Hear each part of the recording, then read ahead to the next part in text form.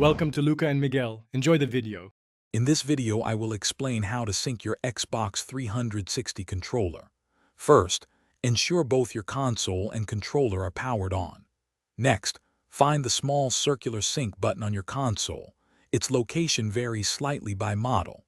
Then, press the small sync button located on the front of your controller, right between the shoulder bumpers.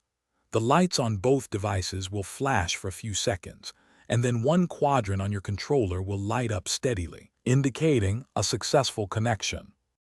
Connecting more than one controller is just as simple. For each additional controller, repeat the exact same syncing steps. Each controller will then light up a unique quadrant around the guide button, from 1 to 4, showing its player assignment. Your Xbox 360 console can support up to 4 wireless controllers simultaneously. If you experience any trouble connecting, always check that your batteries are fresh and properly inserted.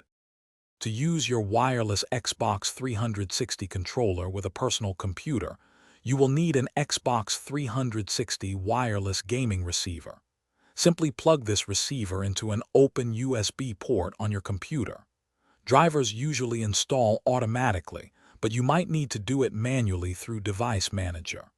Once the receiver is ready, press its Connect button, then press the Sync button on your controller. One receiver can support up to 4 controllers for multiplayer PC gaming.